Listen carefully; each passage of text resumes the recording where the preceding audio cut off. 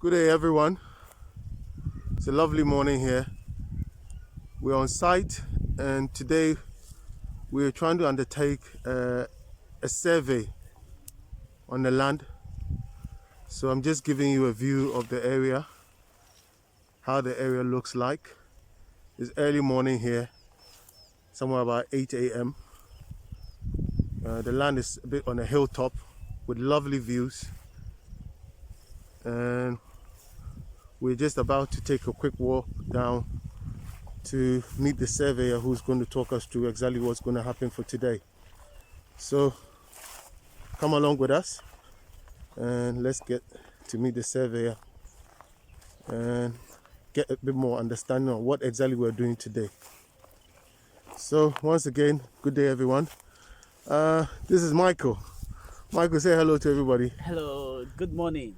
Michael is our surveyor, and he's going to talk us through exactly what survey entails and the entire process of the survey. So Michael, what have you got here? I see you have a device in your hand. Can you talk us through what we are looking at? Yes, this is GPS. It's used to pick points for us to get a coordinate of a particular place. Right. That is, we'll use it to generate the site plan. All right. So this device gives the coordinates for the site plan. Yes. Right. So what are we doing now? I see you've mounted something in the background. This is called a ranging pole. Okay. So that's the ranging pole. Yes. Right. The usefulness of this pole is to get you the exact position of this place. Because if this pole is being moved further, it gives you a different coordinate. So if this is your actual boundary, you fix it here. Right. And then you put the machine on it. It means that this is your exact point you are going to be. That exact coordinate is going to give you. So you turn on your GPS. It will take about now it started working. Okay. So it start communicating with the satellites. Right. So in 10 minutes time it will be done. Then you turn it off, and then you move to the next point. Brilliant. Okay. So right now you're going to lock down the exact time. The exact time. So check on my phone. Right. It's 8:36 now. Right. So 8:36. So we're doing our first point. So Yes, whilst that is ongoing, whilst you've got the time down, there are a few questions that the viewers would love to know about the survey. So can you tell us what exactly is the job or the role of a surveyor? The role of a surveyor is to measure a point, the exact boundary of a particular land. Right. And then produce a site plan or produce a plan out of it, or a map. Right. Out of it. Okay. And what is the purpose of a land survey? Why do we need to carry out a survey? Yes, you need to carry out a land survey in order not to have a dispute to anybody, because every place, if you don't carry the survey work, if a land is being given you without any site plan, anything, you won't know the exact position of your land. So the purpose is to a detailed surveyor to go and survey it for you to get the exact position of it. Because if your land is supposed to be that side, and then they've given you a site plan covering at the other side, you won't exactly know where your land is.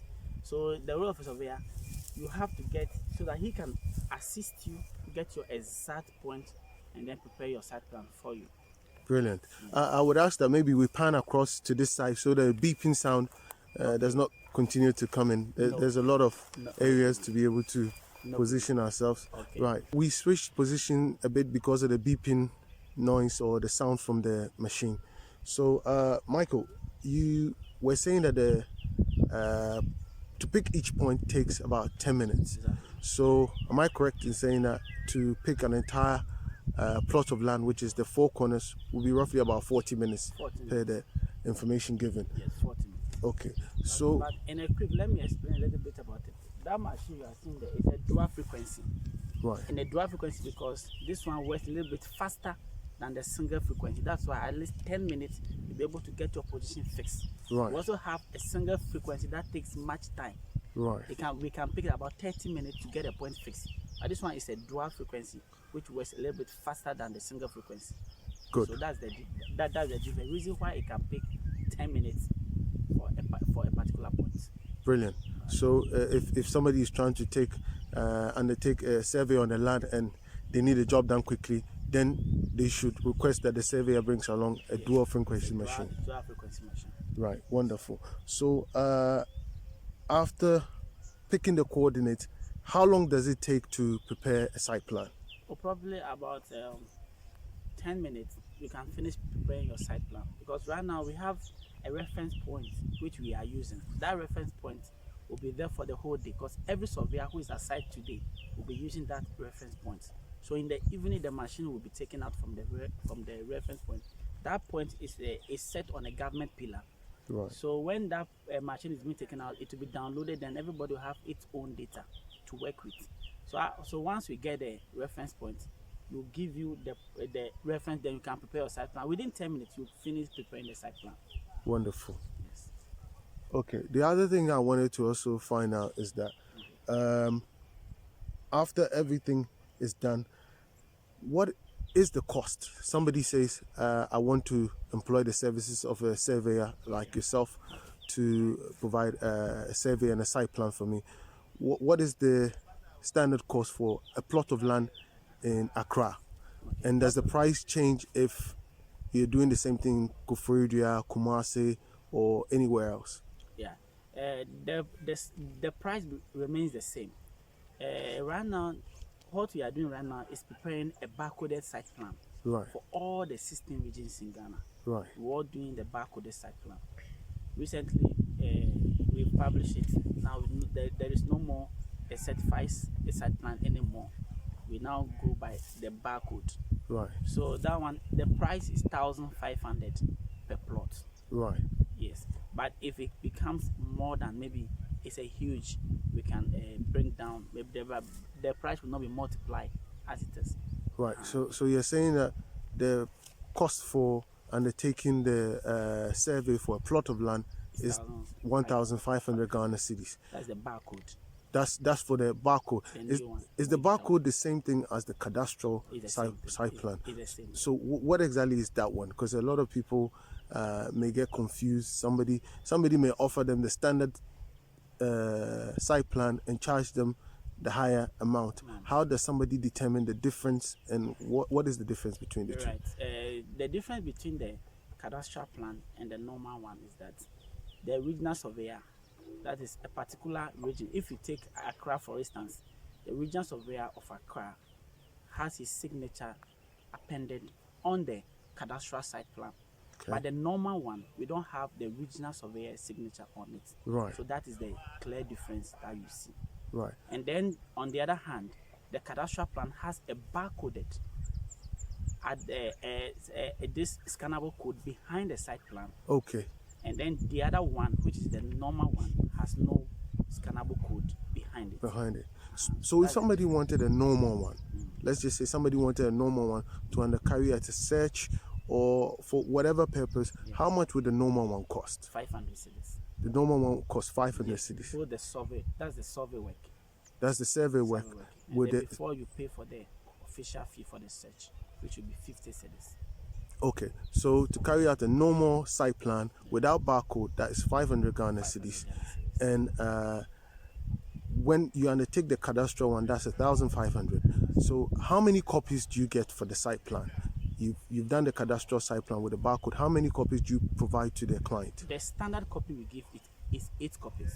You produce 8 copies. 8 copies. And the same 8 will be given for the 500 cedis as well. Because it's for a search purpose, you need only 2 copies to present for the search. Okay. The commission will keep 1 as in its records and give you 1. So you only need to be given 2 for the. But if you request to more, we'll give to you. Okay, wonderful. It's good to get clarification on that. Yeah. So, can we carry out a survey nationwide, anywhere in Ghana? If you're buying a land, can you carry out a survey everywhere? Yes, you can carry a survey work nationwide. All right. And now you've mentioned the charge of 1,500 and 500 cedis. So, if somebody wants to engage your services and wants, for example, a cadastral plan for 1,500, when you're going to the location or the land to do the survey, do you charge anything for transportation, the commute to the site? Is there any other charges apart from the agreed amount of 1,500? No, there is not supposed to be any charge. But what happens is that You know, under normal circumstances, if the place is not within Accra, Yes. and let's take it for instance, you want to take me to Kumasi to go and do a survey work for you with the same 1,500, I won't be able, because these are official fees that comes out with this 1,500. So now you have to take care of my transport if I'm going to Kumasi, Right. and then maybe if I'm going to stay over, you take care of my accommodation, or maybe where I'm going to sleep. Right. But then if it's within Accra, that may be from Medina to Popiasi or whatever, maybe if I come and you decide to give me maybe 50 cedis for a transport, fine. But we are not going to put pressure or demand any additional money from you apart from that 1,500. Brilliant. Thank you very much. You're welcome. Now, the other thing that I wanted to ask is that somebody looking to purchase a land, let's say someone has been shown a plot of land or a parcel of land anywhere in Ghana and they're interested in purchasing it. I believe one of the key things that we recommend is for the person to carry out an official search. Is it okay for the party to take the site plan from the seller to do the survey, or you recommend that the buyer does his own site plan as well? For me, I will recommend that the buyer does his own site plan. The reason being that at times, property A site plan can be given to you as property B. If you are not careful, you use the property A site plan to go and start with your registration, and then you plot that place to get your land title certificate out of it. Your land might not be falling in the property B. So the best you have to do is to detail a surveyor, a qualified surveyor for that matter, to go and pick the point for you. You can do what you call superimpose. You superimpose the one he's giving you with the one that your surveyor is giving you. You see a clear difference if the land is not falling at the exact location. Okay, so pause for a second. So what you're saying is that it's possible that the seller may knowingly or unknowingly give you a different site plan. Yes. So to be certain and to get peace of mind and to ensure that you're buying the right plot of land, it's better to undertake your own survey and get your site plan. So after getting that site plan, your surveyor can take the seller's site plan and then superimpose, as in put them together to establish if they fall within the same coordinates. Yes, and also it's falling on each other. Whether if the plot, because you see that his plot will be there, the size will be there, you just cross-check it, the area, the hectares, everything will be there, and then your own to your area, your hectares, and then the exact position. When you superimpose it on it, you see the clear difference. You can see that this one is shifted maybe 200 feet away from this, or this one is exactly on the same point. You can decide. As soon as you position it, you see it for yourself. Great. Before I move on, can we check our time if our 10 minutes is up or is not up yet? We have about 3 minutes more. Brilliant. So I wanted to find out, after you've got your site plan and you want to be able to establish the ownership of the land to ensure that whoever you're buying for is the rightful owner, what is the process for the land search, for the official search with the land registry? Thank you very much. The process is you have to get your site plan, the 2 copies that your surveyor is going to give you. Right. Signed all right by a land surveyor. Then after you put on your address, the address of the inquirer have to be there with your telephone number. Right. Then you take it to Lands Commission. They are going to come out with a receipt. Right. It's going to be 50 cedis. So the official search is 50 cedis. 50 cedis. Right. We have 3 divisions. We have Survey and Mapping Division Right. of Lands Commission. We also have Land Registration Division Okay. of Lands Commission.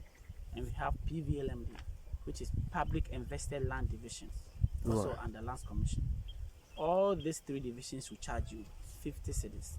And then that is the official fee you pay. You don't pay any other fees again. And then you wait for the search to go through it, and then it comes out with the results. Right. So now, if I may ask, firstly, so 50 cedis for each of the 3 arms or the 3 divisions. Now, how long does it take for the search to come out? Usually, how long does it take when you submit an official search? Within 3 weeks to 1 month, you should get your search ready. Within 3 weeks to 1 month. Now, if I'm buying a private land or privately owned land, as in the land is open or is owned by a company, and I'm purchasing it from the company, do I need to go through all these 3 divisions, or is it a must, or I can carry out the search with only 1 division and it should be sufficient or should suffice? I would suggest you go through all the 3 divisions so that your result becomes very accurate. So you don't get yourself wanting with 1 division if your registration is pending. Right. So go through with all the 3 divisions. That would be my suggestion to you. Okay, so the information again, so if I've got my site plan and I'm submitting for a search, so I'll have to provide my name, Mr. Johnson, my PO box, I presume, my telephone number. Sure. Do I need to include an ID? Is an ID required, or? Yes, ID is required of you. Okay, so a driving license, passport. Yes. Okay. And if you are coming to collect the search result as well, you have to provide your ID. The same ID that obviously. Indicate that you have taken it. Right. Perfect. I think it's, and I wanted to also get a bit back into what we just spoke about.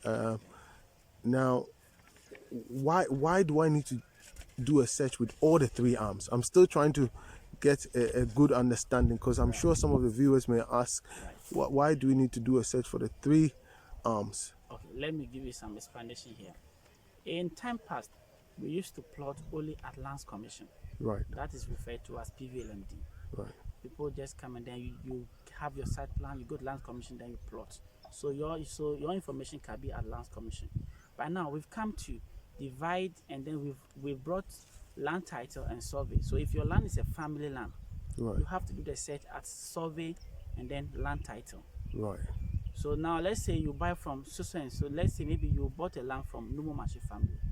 Right. That is a family land. Right. So you have to do your search at survey and land title and see whether if their names are on the ground. Right. If their names are there, then you carry on to get indenture from them. Then you can go ahead and then register. Likewise, when you are doing the registration, you have to also cross-check at Lands Commission and see whether if that particular land is not a government land. Right. Because right now we have all government lands and stool lands are supposed to be have records at Lands Commission. Okay. So you check them and see whether if the land they are giving you is not a government land, right, acquired under executive instrument or not, before you can be both able to register it. If not, your registration might not go through. Okay, brilliant. Now, before we move on again, do you want to check your time? Okay, I think the time is up. The time is up. So let's walk up to the machine, okay, and then see what happens next. And then I think we will move down to the next point.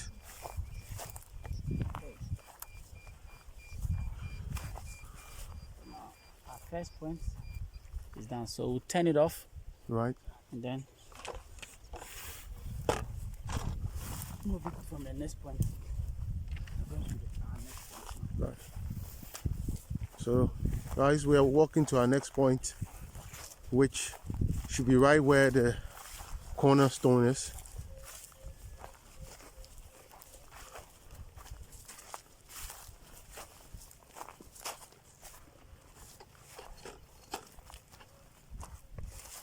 So what I have to also say is that here you also turn it off as usual. You repeat the same process, but then survey work is carried out clockwise direction. Right. So we are moving in clockwise direction. Okay. So that is how it is, because the survey work, that is how the process is. Right. We do it in a clockwise direction. So we are going in a clockwise direction. Brilliant. Okay. Michael, I know that this thing will start beeping anymore. So once it starts beeping, again, let's switch over and find. Okay. Go So back to now our I have point. to indicate my time again. Okay. Good. Go ahead. Right. Okay. So I have my time for the next point.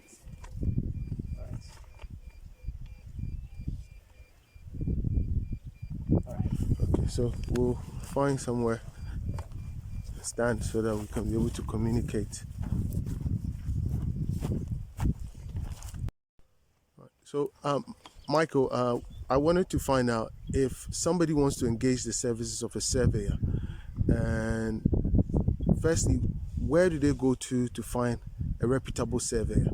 All right. If you want a good surveyor, for that matter, a reputable surveyor, you have to go to any surveying institution. We have Lands Commission, we have survey school there. Right. That's called GSSM, Ghana School of Surveying and Mapping. Right. We have surveyors there that comes out with certificate and then HND. Right. So I happen to pass through there with HND. Right. From there, I proceeded to CAF University College, where I got my first degree. Wonderful. Out of that side. Brilliant. So you can go to the Lands Commission to find, they will assist you find a reputable surveyor. Yes. One other question that I think may have escaped me, but I would like to bring it back, is I believe you need a cadastral plan for your indenture. Yes. So your indenture is not complete without having a cadastral plan. Exactly. Is that the case? Yes, it is. Right. That's correct. So you would finish your site plan, get your cadastral plan, and provide it to the seller, or sometimes the seller does the cadastral for you. Is that also possible? Yes, it's possible. That is if you confide in him that he's doing the right thing for you. Okay. So once you get your site plan by your surveyor, you give it to your seller. You prepare an indenture for you. The indenture is simply the agreement between the buyer and the seller. Okay. So you do it, sign his portion with his witness. You also sign with your witness, and then you proceed to bring the document to Lands Commission to start with the registration. That is if you want to do. All right. Another question that I will throw in as well. I don't know if you're in a position to give us the answer, but I'll still ask you anyway. Is after you've got your cadastral plan, you've got your indenture, everything's gone through swiftly, you've managed to establish the land is genuine, with the registration, with the land registration as well, how long does it usually take? Because there are a lot of information going about that it takes forever, it never happens.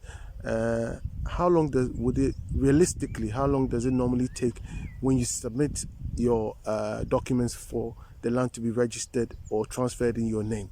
No, thank you. I think the bottom line has to do with this search result that we've talked about earlier in our recordings. Yes. Right. If you have gone through the search result and your result is accurate, the right family has given the land to you. It's not a different family. When you are doing your registration, within 5 months, you should be able to get your land title with you. Great. But if a different family has given the land to you, that will be the reason why your document is going to be locked in our division for a long time, and you need to take a consent from the right person before your registration can go through. The reason why people say your registration can delay for a year or 2 or 3 and all that, because the document you provide is not the right person who has signed documents for you. So there's something. Cannot go ahead and issue you a certificate with the wrong information you provide. So you have to seek the consent of the Rightful owner. Right. before we can go ahead and give you the certificate. Brilliant. Which holds a land title. So that's why at times people's certificate can delay, and they will say, "Oh, it can take you in a lifetime or whatever." It's not always the case. Okay. What is our time looking like? I think the second point too is now. Right. So, Michael, we'll walk to our second point, and I think we'll end our conversation as we move towards the machine to end the second point.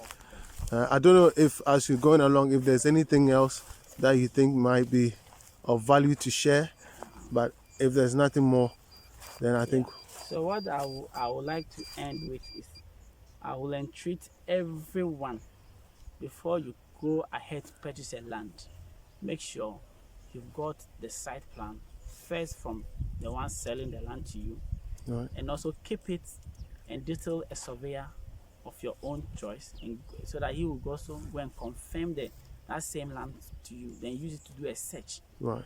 Always be sure of the results before you pay any money. Refunding it will be a little bit difficult.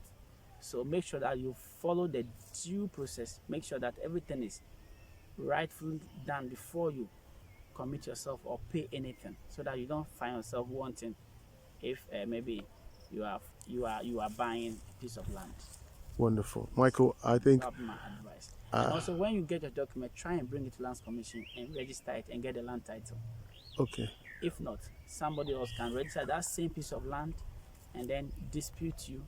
We'll take you to court, and stuff like that. Oh, right. That's very interesting. You I can think even be living in the house, the person will take you to court, you know, try to demolish your house and all that. If you are built on the person's land certificate, it's against the law to build on somebody's land certificate. Right. So if you didn't do your due diligence by bringing the document to Lands Commission to check, you might be building on somebody's land, and he can take you to court and demolish your property. So you're saying that somebody can see a plot of land, Yes. purchase it in January 2020, Okay. done all this due diligence, established that the land has no other person whose name is attached to it, apart from, well, he's buying it from the rightful owners. So they end up purchasing the land, they build on it, but they start building, but they never went ahead to register it. So somebody come from the other end of it, come and plot the same land, Yes. go ahead and register that land, Yes. and that land becomes their rightful Exactly. land. So you who is currently building on the land, then you are stuffed. Yes. So Now you have to pay money to the one that his name is on the land, the one that's having the certificate on the land. You have to pay money to before you can regularize your documents for you. If not, you take a demolition order against it. So the keynote or the advice is that once you've done all your due diligence, you've managed to get your cadastral plan with your indenture, you should proceed to registering your land. You shouldn't get your documents and sit on it. You get your documents and you proceed to register the land immediately. Exactly. Okay, right. Do you have an idea on the cost? But No, the cost differ. It passes through a lot of process. That one has a lot of process it passes through. The only process is that you have to first, after your indenture, you go to valuation. right, That one is another division of Land Commission, Land Valuation Division. Right. They will value the land.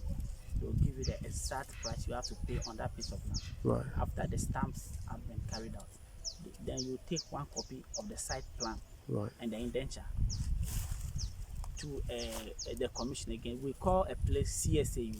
right, CSAU is Client Service and Access Unit. right, You submit your document, that one copy, they'll print another bill for the land title. right. So after that one, it will pass through a process. You do that bill also come depending on the area where your land is. So the bill will come out depending on the area. Then you area. settle that bill as well. Yes. So it also pass through a process where you even reach a stage where you have to do publication in the newspaper. Right. So after the publication, all these things are telling me that you are trying to outdoor your land. So if somebody has issue with it, it can quickly write to Lands Commission and then put injunction or maybe Stop the process. Right. Right. So after it passed through the publication and nobody has come to raise any concern, then the Lands Commission will issue you with the land title.